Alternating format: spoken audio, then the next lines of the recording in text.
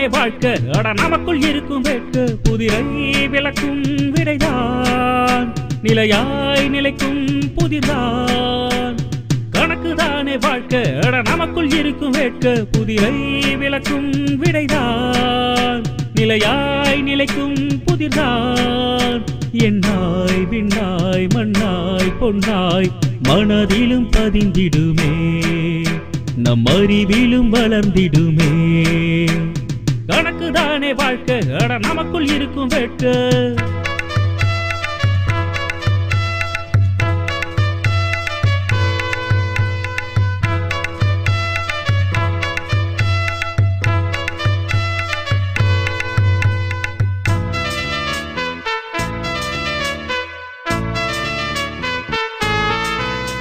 ஒன்றாய் இரண்டாய் வென்றாய் நின்றாய் வாழ்வை வளர்த்திடுமே நன்னறத்திலும் சிறந்திடுமே கணக்குதானே வாழ்க்கை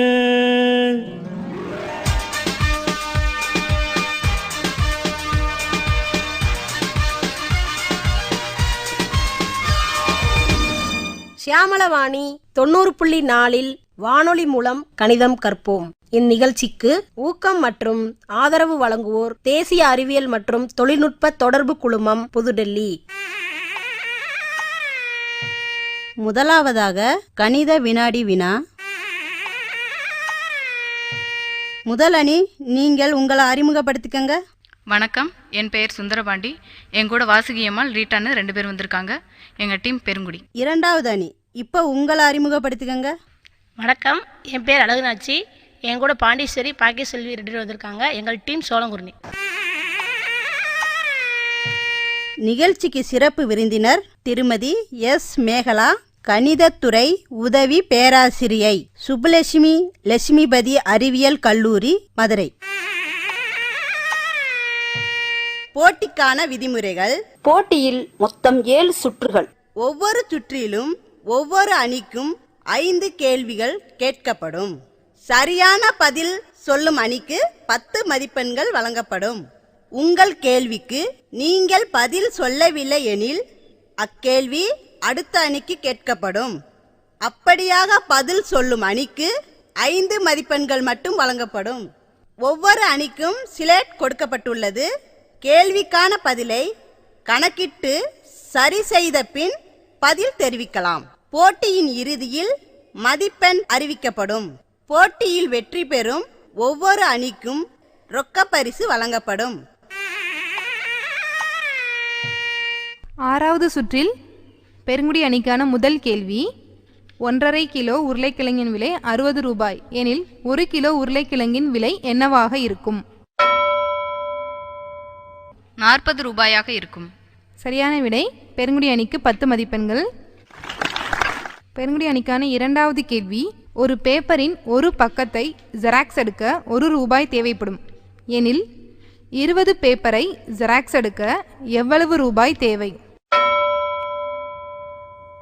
40 ரூபாய் தேவைப்படும். சரியான விடை. பெருங்குடி அணிக்கு மீண்டும் 10 மதிப்பெண்கள். ஆறாவது சுற்றில் பெருங்குடி அணிக்கான மூன்றாவது கேள்வி. 1 கிலோ வெங்காயத்தின் விலை 30 ரூபாய் எனில் 5.5 கிலோ வெங்காயத்தின் விலை எவ்வளவு ரூபாயாக இருக்கும்? 165 ரூபாய். சரியான விடை. மீண்டும் பெருங்குடி அணிக்கு 10 மதிப்பெண்கள். பெருங்குடி அணிக்கான நான்காவது கேள்வி. 100 கிராம் கடலைப்பருப்பின் விலை 8 ரூபாய் எனில் 1/2 கிலோ கடலைப்பருப்பின் விலை எவ்வளவு ரூபாயாக இருக்கும்? 40 ரூபாயாக இருக்கும். சரியான விடை. மீண்டும் பெருங்குடி அணிக்கு 10 மதிப்பெண்கள். பெருங்குடி அணிக்கான ஆறாவது சுற்றின் இறுதி கேள்வி. 1 கிலோ தக்காளியில் 1/2 கிலோ தக்காளி ஊறுகாய் செய்யலாம் எனில் 5 கிலோ ஊறுகாய் தயாரிக்க எத்தனை கிலோ தக்காளி தேவைப்படும்? 10 கிலோ தக்காளி தேவை. சரியான விடை.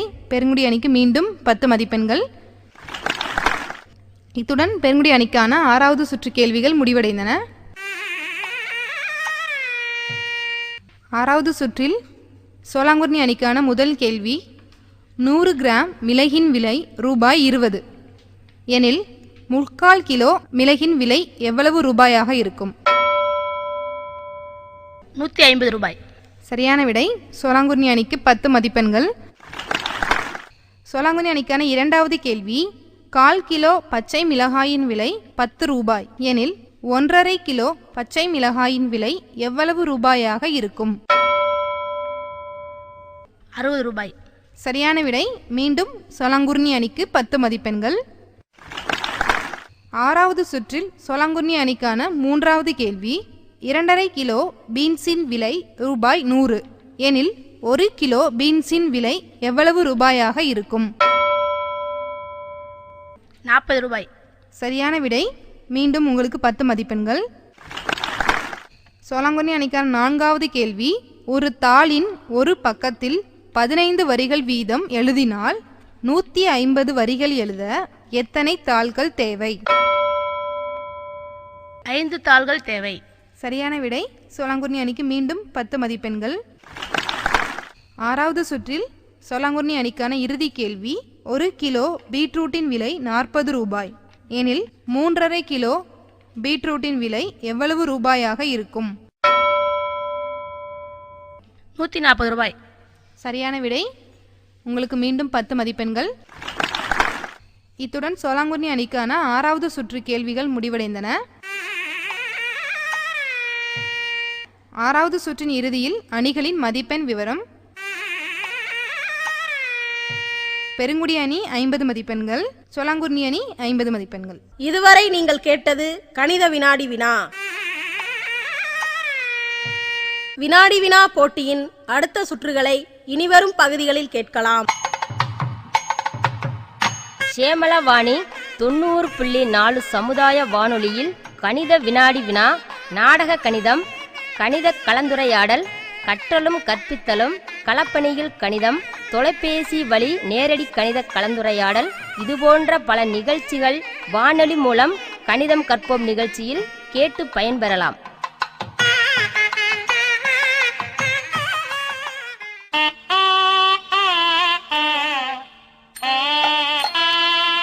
நிகழ்ச்சியை நன்றாக கேளுங்கள். ஒளிபரப்பான நிகழ்ச்சிகள் குறித்து மாதந்தோறும் கேள்விகள் கேட்கப்படும். சரியான பதில் கூறுபவர்களுக்கு பரிசுகள் வழங்கப்படும்.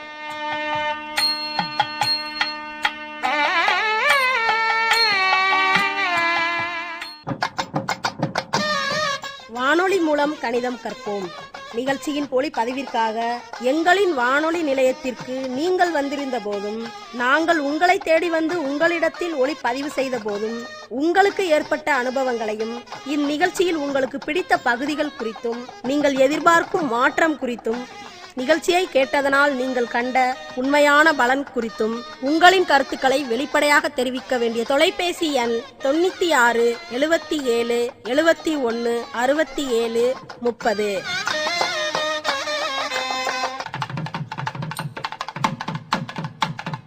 வானொலி மூலம் கணிதம் கற்போம் நிகழ்ச்சியில் இனி நீங்கள் கேட்க இருப்பது நாடக கணிதம். இந்நாடகத்தின் தலைப்பு திருமண பொருத்தத்தில் கணிதம். இதில் பங்கேற்பவர்கள் கலாவாக வளையங்குளத்தை சேர்ந்த வைரசாந்தி, நாராயணியாக வளையங்குளத்தை சேர்ந்த முருகேஸ்வரி. இந்நாடக கதை எழுதியவர் எம். வினோத்குமார். நாராயணி, உன்னைய பார்க்கணும் போல இருந்தது, அதான் திடுதுப்புன்னு வந்தேன். வாக்கா, இது ஓ வீடு, நீ எப்ப வேணாலும் வரலாம், எப்ப வேணாலும் போகலாம். சரிடி, பிள்ளைகளை எங்க காணோம்? அதுக எல்லாம் டியூஷன் போயிருக்குதுங்க. சரி, நீ எப்படி இருக்க? நான் நல்லா இருக்கேன். நீ, மாமா, மச்சான், அத்தை எல்லாரும் எப்படி இருக்கீங்க? எல்லாரும் நல்லா இருக்கோம். சரிக்கா, எதுவும் விசேஷமா? இனிதான் வைக்கணும், ஆனா இப்போதைக்கு எதுவும் இல்லை. என்னக்கா, ஏதாவது புரியுற மாதிரி சொல்லேன். ஆமாண்டி, பவித்ராவுக்கு வர வந்திருக்கு, என்ன பண்றதுன்றே தெரியல. கையில காசு கப்பு இல்ல. அக்கா, காசு இல்லைன்றதுக்காக விட்டுடாத, வரன் வரும்போதே பிடிச்சு வச்சுக்கோ. ஆமா, என்ன பண்றது? அக்கா, நீ முதல்ல ஜாதகத்தை பாரு, சோசியர் என்ன சொல்றாருன்னு கேளு. ஏண்டி, அதுல அவ்வளவு விஷயமா இருக்கு? என்னக்கா இப்படி கேட்டுட்ட? எவ்வளவு பெரிய விஷயம் தெரியுமா? இதுல எவ்வளவு பெரிய கணக்கு இருக்கு. என்னடி சொல்ற? 10 பொருத்தங்களும் பார்த்து 9 நவகிரகங்களையும் வச்சு 8 திசையில இருக்க சொந்தக்காரங்களையும் அழைச்சு 7 சொர ராகங்கள் இசை எழுப்ப 6 வகை உணவுகள் சமைச்சு விருந்தளிக்க பஞ்சபூதங்களும் சாட்சியாக 4 மறை வேதங்கள் சொல்லி 3 முடிச்சு போட்டு 2 மனசும் ஒரு மனசா கலந்து வாழ போறதுதான் திருமணம். ஏய் என்னடி இவ்வளோ விஷயம் இருக்கா? ஆமாங்கக்கா, பொதுவாவே திருமணம்னா ஆயிரங்காலத்து பயிருன்னு பெரியவங்க சொல்லுவாங்க. அதனால ஏதோ ஏனாதானு இருக்கக்கூடாது. சரிடி, கணக்க நல்லா புரிய வச்ச. நீ வா, நம்ம சேர்ந்தே சோசியரை பார்க்க போலாம். சரி சரி போலாம்க்கா.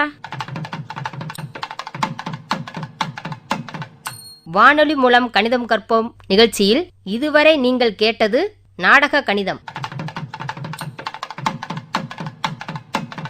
இந்நாடகத்தின் தலைப்பு திருமண பொருத்தத்தில் கணிதம்.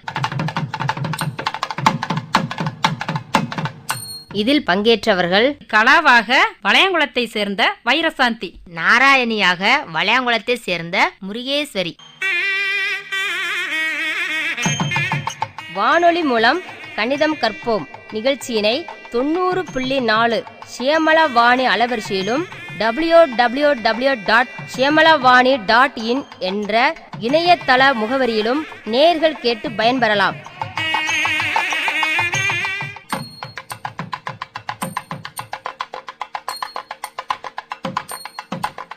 வானொலி மூலம் கணிதம் கற்போம் நிகழ்ச்சிகளை www.i-radiolive.com என்ற இணையதளத்தில் நேர்கள் நிகழ்ச்சிகளை எப்பொழுது வேண்டுமானாலும் பதிவிறக்கம் செய்து கேட்டு பயன்பெறலாம்.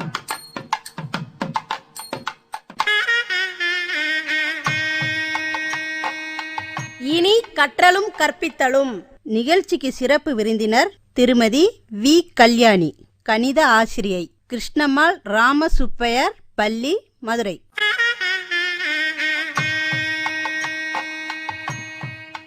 இதில் பங்கேற்பவர்கள்: என் பேர் விஜயா, எலியார்பத்தியிலிருந்து வந்திருக்கோம். கற்றலும் கற்பித்தலும் நிகழ்ச்சிக்கு கணிதம் கத்துக்கிற வந்திருக்கோம். என் கூட அழகுநாச்சி, தங்கமாரி, பெரியக்கா, போதுமொன்னு வந்திருக்காங்க. வணக்கம்மா, என் பேர் கல்யாணி. அருப்புக்கோட்டை ரோடு கிருஷ்ணம்மாள் ராமசுப்பையர் பள்ளியில் வேலை பார்க்குற கணித ஆசிரியை. நான் கற்றலும் கற்பித்தல் நிகழ்ச்சிக்காக வந்திருக்கேன். இந்த நிகழ்ச்சிக்கு இத்தனை பேர் வந்திருக்கிறத பார்த்து ரொம்ப சந்தோஷமா இருக்கு. நீங்கள் வேலை பார்க்குறீங்களாம்மா? ஆமாம் மேடம், 100 நாள் வேலை பார்க்குறோம். இங்கே வந்திருக்கிற எல்லாமே 100 நாள் வேலையில் இருக்கீங்க. ஆமாம். வீட்டுக்காரர் வேலை பார்க்குறாங்களா? வீட்டுக்காரர் கூலி வேலைக்கு போகிறாங்க மேடம். வர வருமானம் எல்லாம் என்ன பண்ணுவீங்கம்மா? செலவு பண்ணுறது கணக்கு போட்டு செலவு பண்ணுவீங்க. சரி, சேமிக்கிற பழக்கம் வழக்கங்கள்லாம் இருக்கா உங்களுக்கு? இருக்கு மேடம். இப்போ ஒரு உதாரணத்துக்கு எடுத்துக்கிட்டோம்னா, பொதுவாக நம்ம பொம்பளைகளுக்கு ஏற்ற மாதிரி புடவை வாங்கி வீடுகளில் வியாபாரம் பண்ணுவாங்க, பார்த்துருப்பீங்கல்ல? இன்னொரு இடத்துலேருந்து புடவை அவங்க ஒரு விலைக்கு வாங்கிட்டு வந்து இங்கே வந்து தவணை முறையில் கொடுப்பாங்க இல்லையா? அந்த மாதிரி புடவை வியாபாரம் பண்ண நமக்கு ஏற்ற மாதிரி ஒரு வியாபாரம் நான் சொல்கிறேன். 250 ரூபாய்க்கு ஒரு புடவையை வந்து நீங்கள் வாங்கும்போது 250 ரூபாய்க்கு வாங்கிட்டு வரீங்க. இப்போ இங்கே வந்து நீங்கள் எப்படி வியாபாரம் பண்ணுவீங்க சொல்லுங்கள்? லாபம் வரணும்னா மேற்கொண்டு ஒரு 50 ரூபா சேர்த்து வைக்கணும் இல்லையா? அப்போ லாபம் வர்றதுக்காக, ஏன்னா நம்ம போட்ட முதல் கொஞ்சமாச்சு, நம்ம வியாபாரங்கிறது அதுதான், நமக்கு ஏதோ வருமானம் வரணுங்கிறதுக்காக தான் நம்ம அதை பண்றோம் இல்லையா? அப்போ நீங்க 250 ரூபாய்க்கு புடவை வாங்கிட்டு வரீங்க, அதை 300 ரூபாய்க்கு கொடுத்தீங்கன்னா உங்களுக்கு வந்து அது லாபம். இப்போ நம்ம இன்னைக்கு அதை பத்தி தான் பார்க்க போறோம். லாப நஷ்ட கணக்கை பத்தி தான் இன்னைக்கு நம்ம பார்க்க போறோம். ஒரு வாஷிங் மிஷின் வாங்குறீங்க, 9000 ரூபாய்க்கு வாங்குறீங்க, அதை 8100 ரூபாய்க்கு விற்கிறீங்க. நீங்க அடைந்தது என்ன? நஷ்டம். எவ்வளவுமா? 900 ரூபாய். 900 ரூபாய். என்ன பண்ணீங்கன்னு சொல்ல முடியுமா? 9000த்துல 8100 கழிச்சிங்கன்னா மீதம் 900 ரூபாய். 900 ரூபாய். இப்போ அடுத்து இன்னொரு கணக்கு சொல்றேன் பாருங்க. ஆரஞ்சு பழம் வந்து டசன் 36 ரூபாய்க்கு வாங்குறாங்க. ஒரு டசன் ஆரஞ்சு பழம் 36 ரூபாய். ஆனா விற்கும் போது 10 பழம் 40 ரூபான்னு விற்கிறாங்க. அப்போ அவங்களுக்கு கிடைச்சது என்ன? எவ்வளவு? டசன் பழம் 36 வாங்கும்போது, விற்கும்போது 10 பழம் 40 ரூபாய் லாபம் தான் மேடம். இது எப்படி கண்டுபிடிச்சிங்க சொல்லுங்க பாப்பா. ஒரு டஜன்றது 12 பழம். சரி, 12 பழம் 36 ரூபாண்டா 10 பழம் 40 ரூபாண்டும் போது 40 ரூபா அமௌண்ட் கூட. இல்லை, முதல்ல அந்த 12 பழம் 36 ரூபாய்க்கு வாங்கும்போது ஒரு பழத்தோட வாங்கின விலை என்னன்னு சொல்லுங்க, அதை முதல்ல கண்டுபிடிச்சுக்கோங்க. 12 பழம் 36 ரூபாய். அப்போ ஒரு பழம் கண்டுபிடிக்க என்ன செய்யணும்? 36 12ஆல வகுக்கணும். ஒரு பழம் எவ்வளவு? 3 ரூபாய். இப்போ வாங்கின விலை வந்து ஒரு பழத்துக்கு 3 ரூபாய் மீதமாக வாங்குறாங்க. விற்கும் போது 10 பழம் 40 ரூபான்னு விற்கிறாங்க. அப்போ ஒரு பழத்தோட விற்ற விலை கண்டுபிடிக்கணும். அந்த 40 10ஆல வகுத்துக்கோங்க. அப்போ எவ்வளவு? 4 ரூபா. அப்போ வாங்கும்போது ஒரு பழம் 3 ரூபான்னு வாங்குறாங்க, விற்கும் போது ஒரு பழம் 4 ரூபான்னு விற்கிறாங்க. இது ஒரு பழ கணக்குக்கு. மொத்தத்தில் அவர் எவ்வளோ லாபம் அடைச்சிருக்காரு தெரியுமா? 44 ரூபா. ஒரு பழம் வந்து 36 ரூபாய்க்கு வாங்கிட்டார். இப்போ விற்கும் போது ஒரு பழம் 4 ரூபான்னு விற்கிறார். அப்போ எத்தனை பழம் வித்திருக்காரு? 12 பழம் வித்திருக்கிறார். 48. வாங்கின விலை 36, விற்ற விலை 48. அப்போ அவருக்கு லாபம் எவ்வளவு? 12 ரூபா. 12 ரூபா. இப்போ 48லேருந்து 36 கழிச்சோம்னா நமக்கு வந்து 12 ரூபா லாபம். இப்போ அருண் ஒருத்தர் வந்து ஒரு கார் வாங்குறாரு. 4,46,000 ரூபாய் அந்த காரோட விலை. அவர் 74,000 ரூபாய் லாபத்தில் அந்த காரை விற்கிறாரு. அப்போ விற்ற விலை எவ்வளவு? 5,20,000. 4,46,000க்கு வாங்குறாரு, 74,000 லாபத்தில் விற்கிறாருன்னா என்ன செய்யணும்? ரெண்டையும் கூட்டி பார்க்கணும். அப்போ 5,20,000 ரூபாய்க்கு காரை விற்கிறார். சரி, இப்போ நம்ம லாப நஷ்ட கணக்கெல்லாம் பார்த்தோம் இல்லையா? இப்போ நீங்கள் வியாபாரம் பண்ணுறீங்க, உங்களுக்கு லாபம் கிடைக்குது, அது என்ன பண்ணுவீங்க? வீட்டு செலவு போக மீதான் சேமிப்போம். மீதான் சேமிக்கணும் இல்லையா? அந்த சேமிக்கிற பழக்கம் வந்து நமக்கு இப்போ அதிகமாக இல்லை. சரி, சேமிக்கிறதுனா அதை எப்படி சேமிப்பீங்க? சேமிக்கிறதுக்கு வழி சொல்லுங்கள். பேங்க் அக்கௌண்ட்டில் போய் போட்டுருவோம் மேடம். பேங்க் அக்கௌண்ட்டில் போடுறீங்க, பரவாயில்லம்மா, நல்ல வழக்கம். ஆனால் இன்னைக்கு கிராமப்புறத்தில் வந்து நிறைய பேருக்கு இந்த பேங்க்கில் போய் போடணும் அப்படிங்கிறது தெரியல. பேங்க்கு போகிறது அப்படின்னாலே பயப்படுறாங்க. இப்போது நம்ம நாட்டில் பார்த்தீங்கன்னா இப்போ இல்லை, இந்த வங்கி வணிகங்கிறது எப்போனா 18ஆம் நூற்றாண்டுலேருந்தே ஆரம்பிச்சிருக்காங்க. அந்த காலத்திலே இருக்கு வங்கி வணிகம்னு. நம்ம புதுசாக இப்போ ஆரம்பித்தது இல்லை. முதல்ல நம்ம நாட்டில் தொடங்கிய வங்கி என்ன தெரியுமா? பேங்க் ஆஃப் இந்துஸ்தான்கிற வங்கி. அது வந்து 1770லேயே அது தொடங்கிட்டாங்க அந்த வங்கியை. அப்புறம் அது என்ன ஆச்சுன்னா கொஞ்சம் கொஞ்சமாக மாறுதல் அடைஞ்சு வளர்ச்சி அடைஞ்சு 1806 ஸ்டேட் பேங்க் ஆஃப் இந்தியான்னு ஒரு வங்கி தொடங்கப்பட்டது. இங்கே எல்லாரும் கேள்விப்பட்டிருப்பீங்கன்னு நினைக்கிறேன், ஸ்டேட் பேங்க் ஆஃப் இந்தியா அப்படிங்கிறது. அந்த வங்கி 1806 தொடங்கினாங்க. இப்போ இருக்கிற நிறைய வங்கிகள் இருக்குது இப்போ நம்ம நாட்டில். இப்போ இருக்கிற வங்கிகள்லேயே பழமையானது வந்து அந்த ஸ்டேட் பேங்க் ஆஃப் இந்தியாங்கிறது தான். அதுக்கு வந்து எத்தனை கிளைகள் இருக்குன்னா இன்னைக்கு நாடு பூராவும் 6000 கிளைகளோட அந்த வங்கி இன்னைக்கு வேலை செஞ்சுக்கிட்டு இருக்கு. இதில் இப்போ நமக்கு வந்து ரிசர்வ் பேங்க்னு ஒரு பேங்க் ஒன்று டெல்லியில். அந்த பேங்க்குக்கு அடிப்படையில் வங்கிகளை வந்து பிரிச்சிருப்பாங்க. பட்டியலிடப்பட்ட வங்கி, பட்டியலிடப்படாத வங்கிகள்னு அந்த ரிசர்வ் பேங்க்ல வந்து பிரிச்சிருப்பாங்க. எல்லாமே அந்த பேங்கோட கண்ட்ரோல்ல தான் எல்லா வங்கிகளுமே செயல்படுது. இதுவரை நீங்கள் கேட்டது கற்றலும் கற்பித்தலும். நிகழ்ச்சிக்கு சிறப்பு விருந்தினர் திருமதி வி. கல்யாணி, கணித ஆசிரியை, கிருஷ்ணம்மாள் ராமசுப்பையர் பள்ளி, மதுரை. வானொலி மூலம் கணிதம் கற்போம் நிகழ்ச்சியின் பதிவிற்காக எங்களின் வானொலி நிலையத்திற்கு நீங்கள் வந்திருந்த போதும், நாங்கள் உங்களை தேடி வந்து உங்களிடத்தில் ஒளிப்பதிவினை பதிவு செய்த போதும் உங்களுக்கு ஏற்பட்ட அனுபவங்களையும், இந்த நிகழ்ச்சியில் உங்களுக்கு பிடித்த பகுதிகள் குறித்தும், நீங்கள் எதிர்பார்க்கும் மாற்றம் குறித்தும், நிகழ்ச்சியினை கேட்டதனால் நீங்கள் கண்ட உண்மையான பலன் குறித்தும் உங்கள் கருத்துக்களை வெளிப்படையாக தெரிவிக்க வேண்டிய தொலைபேசி எண் 96 77 71 67 30.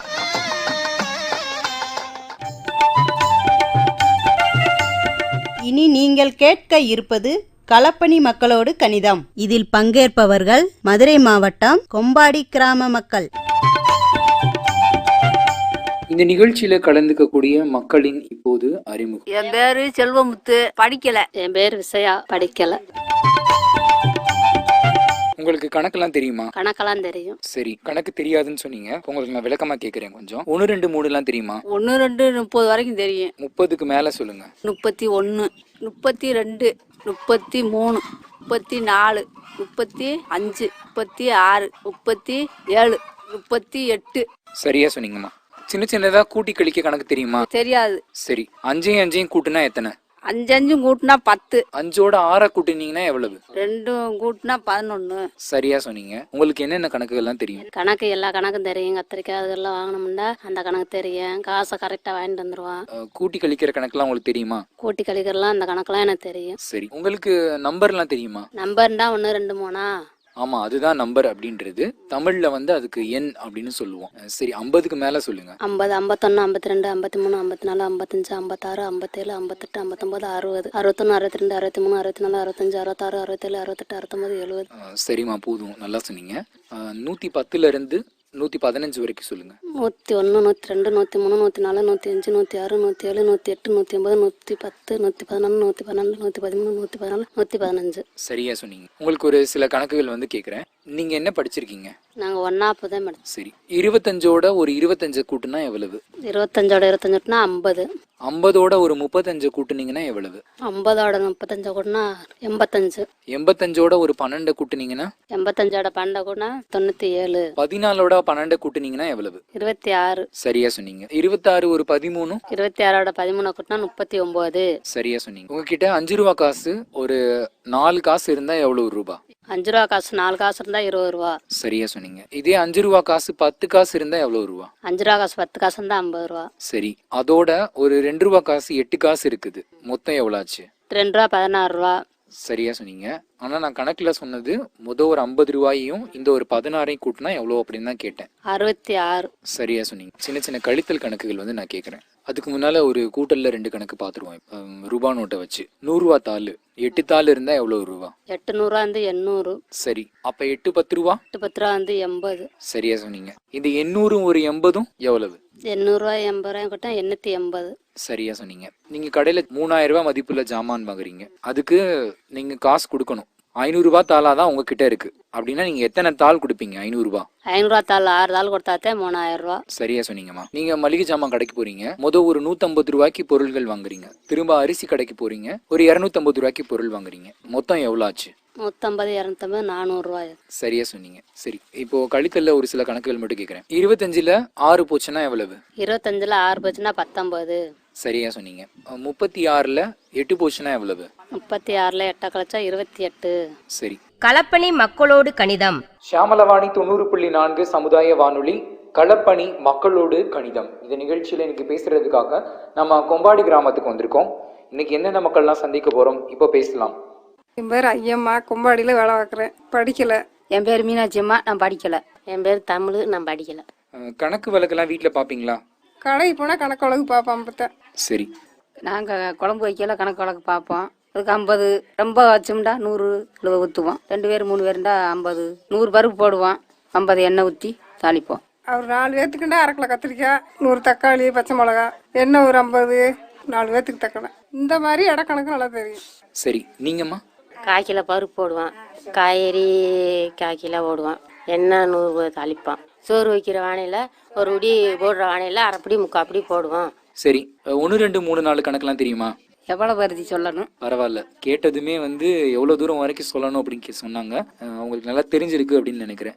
நீங்கள் 25ல இருந்து ஒரு 35 வரைக்கும் சொல்லுங்க. 25, 26, 27, 28, 29, 30, 31, 32, 33, 34, 35. சரிம்மா, ரொம்ப சந்தோஷம். நீங்க உங்களுக்கு 1 2 3 4லாம் தெரியுமா? எனக்கு தெரியும். சரி, நீங்க ஒரு 55ல இருந்து ஒரு 60 வரைக்கும் சொல்லுங்க. 55, 56, 57, 58, 59, 60. சரி, நீங்க இப்போ 1/4 கிலோ கத்திரிக்காய் ஒரு 10 ரூபான்னு வாங்குறீங்க. ஒரு 1/2 கிலோ வெங்காயம் 20 ரூபான்னு வாங்குறீங்க. மொத்தம் எவ்வளோ ஆச்சு? 30 ரூபா. கரண்ட் பில்லு உங்களுக்கு எவ்வளோ வருது? 350 ரூபா. சரி, உங்களுக்கு? எங்கள் வீட்டுக்கு 350 தான் வரும் சார். சரி, 2 மாதத்துக்கு ஒருக்கா கரண்ட் பில் வருது அப்படின்னு சொல்கிறீங்க. 2 மாதத்துக்கு 350 ரூபா அப்படின்னா அதே இதுவே அடுத்த 2 மாதத்துக்கு சேர்த்தா மொத்தம் எவ்வளவு? 4 மாதத்துக்கும் கரண்ட் பில்லு 700 ரூபா. சரியா சொன்னீங்க. உங்களுக்கு ரூபா கணக்கு நல்லா கேட்குறேன். இப்போ நீங்கள் கடைக்கு 100 ரூபா கொண்டு போகிறீங்க. 15 ரூபாய்க்கு ஜீனி வாங்கிக்கிட்டு கொஞ்சம் இன்னொரு 25 ரூபாய்க்கு எண்ணெய் வாங்கிக்கிட்டிங்கன்னா வாங்கினது போக மீதம் உங்ககிட்ட எவ்வளோ ரூபா இருக்கும்? 100 ரூபாய்க்கு 40 ரூபாய்க்கு சாமியான் போக 60 ரூபா மிச்சம். சரியா சொன்னீங்க. இதே 20 ரூபா தாளில் 6 தாள் இருந்தா எவ்வளவு? 6 தாள் 20 ரூபா தாள் 120 ரூபா. சரியா சொன்னீங்க. கடைக்கு போறீங்க. ஒரு புடவை 350 ரூபாய்க்கு எடுக்கிறீங்க. வேஷ்டி ஒரு 100 ரூபாய்க்கு எடுக்கிறீங்க. மொத்தம் எவ்வளோ ஆச்சு? ரெண்டும் சேர்த்து 450 ரூபா. சரியா சொன்னீங்க. இதோட உங்க வீட்டுக்கு குழந்தைகளுக்கு ஒரு 800 ரூபாய்க்கு துணி எடுக்கிறீங்க. மொத்தம் எவ்வளோ ஆச்சு இப்போ? 1250. சரியா சொன்னீங்க. இப்போ நீங்க மதுரையில இருந்து காலையில 10 மணிக்கு பஸ்ஸை பிடிக்கிறீங்க. திருச்சிக்கு மதியம் 2 மணிக்கு போய் சேர்ந்தீங்க அப்படின்னா எத்தனை மணி நேரத்துல நீங்க பஸ்ல பயணம் 4 மணி நேரம் பஸ்ஸில் உட்காந்துரும். சரியா சொன்னீங்க. மதுரையிலேருந்து திருச்செந்தூர் போகிறீங்க, சாயந்தரம் 6 மணிக்கு நீங்கள் கிளம்புறீங்க, நைட் அங்கே 11 மணிக்கு இறங்கிடுறீங்க அப்படின்னா எவ்வளோ நேரம் நீங்கள் பஸ்ஸில் பயணம் செஞ்சீங்க? மதுரையிலிருந்து திருச்செந்தூர் போனால் 5 மணி நேரம் ஆச்சு. சரியா சொன்னீங்கம்மா. சரி, கணக்கை பற்றி நீங்கள் என்ன நினைக்கிறீங்க? கணக்கு வாழ்க்கைக்கு தேவைதானா? கணக்கு வாழ்க்கைக்கு அவசியம். குடும்பத்துலேண்டா இது கணக்கு வழக்கு இருந்தால் தானே நல்லது, இல்லைண்டா வரவு இருந்தால் தானே செலவு செய்ய முடியும். சரி, ஆற்றுல ஓட்டாலும் அளந்து ஓடணும் பெரியவங்க சொல்லியிருக்காங்க. கணக்கு தெரிஞ்சாதான் நம்ம அளவோட செலவழிச்சிட்டு நிம்மதியாக வாழலாம். சரி, கணக்கு தெரிஞ்சால் தான் பணத்தை சேமிக்க முடியும். சரியா சொன்னீங்க. போதுமா, ரொம்ப நன்றி. களப்பணி மக்களோடு கணிதம். என் பேர் லட்சுமி அம்மா, கொம்பாடியில் இருக்கோம், ஆனால் படிக்கலை. உங்களுக்கு வயசு என்ன இருக்கும்? எனக்கு 50 வயசு இருக்கு. சரிம்மா. என் பேர் பாண்டியம்மா, நான் படிக்கலை. சரிம்மா. உங்களுக்கு வயசு என்ன இருக்கும்? எனக்கு 60 வயசு. சரிம்மா. உங்களுக்கு 1 2 3 தெரியுமாம்மா? உங்களுக்கு தெரிஞ்ச வரைக்கும் சொல்லுங்க. 1 2 3 4 5 6 7 8 9 10. சரி, போதும். 2 ரூபாயும் 2 ரூபாயும் கூட்டினா எவ்வளவு? 2 2 கூட்டினா 4 ரூபா. சரியா சொன்னீங்க. 4 ரூபாயும் 4 ரூபாயும் கூட்டினா 4 4 8. சரியா சொன்னீங்க. 10 ரூபாயும் 10 ரூபாயும் கூட்டினா எவ்வளவு? 20 ரூபா. சரியா சொன்னீங்க. பாட்டி, நீங்க சொல்லுங்க. 50 ரூபாயும் 50 ரூபாயும் கூட்டினா எவ்வளவு? 2 50 100 ரூபா. சரியா சொன்னீங்க. 2 100 ரூபான்னா இப்போ எவ்வளோ ஆச்சு? 2 100 வந்து 200. சரியா சொன்னீங்க. இதே இது 5 100னா எவ்வளோ ஆச்சு? 5 100 500. சரியா சொன்னீங்க. 10 100னா? 10 100 1000 ரூபா. சரியா சொன்னீங்க. என் பேர் பஞ்சம்மா. சரி, 5 ரூபா காசு ஒரு 3 காசு இருந்தா எவ்வளோ ரூபா? 3 காசு 15 ரூபா. சரியா சொன்னீங்க. இதே இது 50 ரூபால 3 தாள் இருந்தா எவ்வளோ ரூபா? 150. சரியா சொன்னீங்க. 100 ரூபால 4 தாளும் 50 ரூபால 2 தாளும் உங்ககிட்ட இப்ப நான் கொடுக்குறேன் அப்படின்னா எவ்வளவு ரூபா நான் உங்ககிட்ட கொடுக்குறேன்னு அர்த்தம். 100ல 4 எவ்வளவு ஆச்சு? 400 ரூபா. சரி, 50 ரூபால 2 எவ்வளவு ஆச்சு? 100. 400 ஒரு 100 மொத்தம் 500 ரூபா. அவ்வளவுதான். சரியா சொன்னீங்க. நீங்க கடைக்கு 100 ரூபா கொண்டு போறீங்க, 30 ரூபாய்க்கு பொருள் வாங்கிட்டு மீதம் எவ்வளவு கொண்டு வரணும்? 70 ரூபா. இந்த டம்ளர் ஒண்ணு 20 ரூபா சொல்றாங்க. நீங்க 4 டம்ளர் வாங்குனீங்கன்னா எவ்வளவு ரூபா கொடுக்கணும்? 4 20 80. சரியா சொன்னீங்க பாட்டி. பயிறு காப்படி 15 ரூபா சொல்றாங்க. அப்ப 2 காப்படி வாங்கினா எவ்வளவு ரூபா? 2 காப்படி 30 ரூபா. சரியா சொன்னீங்க பாட்டி. என் பேர் லட்சுமி, நான் படிக்கல. என் பேர் ரஞ்சிதா, நான் படிக்கலை. சரி, உங்களுக்கு 1 2 3 4 தெரியுமா? 1 2 3 4 5 10 வரைக்கும் தெரியும். சரி, உங்களுக்கு தெரியுமா? 1 2 3 4 5 6 7 8 9 10. சரி, 5 ரூபாயும் 5 ரூபாயும் கூட்டினா எவ்வளவு ரூபா? 5 5 கூட்டினா 10 ரூபா. சரியா சொன்னீங்கம்மா. உங்களுக்கு சின்ன கணக்கா கேட்குறேன். 500 ரூபாய் தாள் 8 தாள் இருந்தா எவ்வளவு ரூபா? 8 தாள்ண்டா 4000 ரூபா. சரியா சொன்னீங்க. இதே இது 12 தாள் இருந்தா எவ்வளவு? 12 தாள்ண்டா 6000 ரூபா. சரியா சொன்னீங்கம்மா. நீங்க இப்ப கடைக்கு போறீங்க, ஒரு 1000 ரூபாய் கொண்டு போறீங்க, ஜாமா வந்து ஒரு 750 ரூபாய்க்கு வாங்குறீங்க, மீதம் எவ்வளவு கொண்டு வருவீங்க? 1000 ரூபா கொண்டு போனா 750 போனா 250 ரூபா கொண்டு வருவோம். சரியா சொன்னீங்க. உங்ககிட்ட ஒரு கணக்கு கேட்குறேன். நீங்க 500 ரூபாய் கொண்டு போறீங்க, கடையில ஒரு 275 ரூபாய்க்கு பொருளை வாங்கிட்டு மிச்சம் எவ்வளவு கொண்டு வருவீங்க? 25 ரூபா. ஏன் டைரக்ட் பரவாயில்ல, 225 ரூபாய் உங்ககிட்ட இருக்கும் அப்படின்னு சொல்ல வரீங்க, சரிதானா? சரி. சரியா சொன்னீங்கம்மா. கரண்ட் பில் நீங்க எவ்வளோலாம் கட்டுறீங்க? சில நேரம் 80 ரூபா ஆட்டுவோம், சில நேரம் 70 ரூபா ஆட்டுவோம், சில நேரம் 40 ரூபாய்க்கு கூட வந்திருக்கு. சரிம்மா. ஒரு யூனிட்டுக்கு எவ்வளோ சொல்றாங்க அப்படின்ற விவரம் தெரியுமா?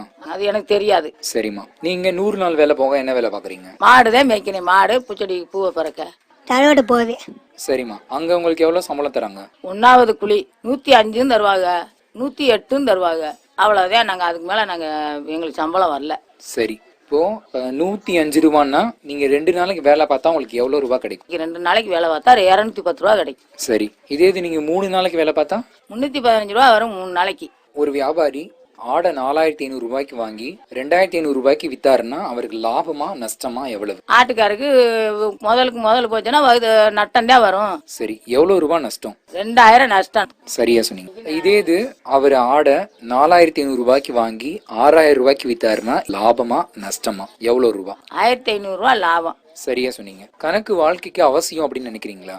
கணக்கு தெரியறது அவசியம் தான், கொஞ்சம் கொஞ்சம் தெரிஞ்சுக்கிறோம் தான். சரிம்மா.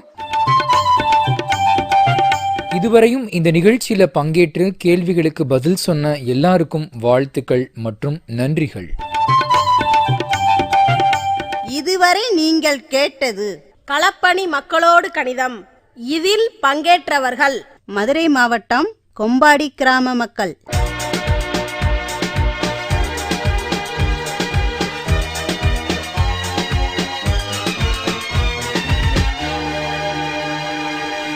சியாமளவாணி 90.4 சமுதாய வானொலியில் இதுவரை நீங்கள் கேட்டது வானொலி மூலம் கணிதம் கற்போம். இந்நிகழ்ச்சிக்கு ஊக்கம் மற்றும் ஆதரவு வழங்கியோர் தேசிய அறிவியல் மற்றும் தொழில்நுட்ப தொடர்பு குழுமம், புதுடெல்லி.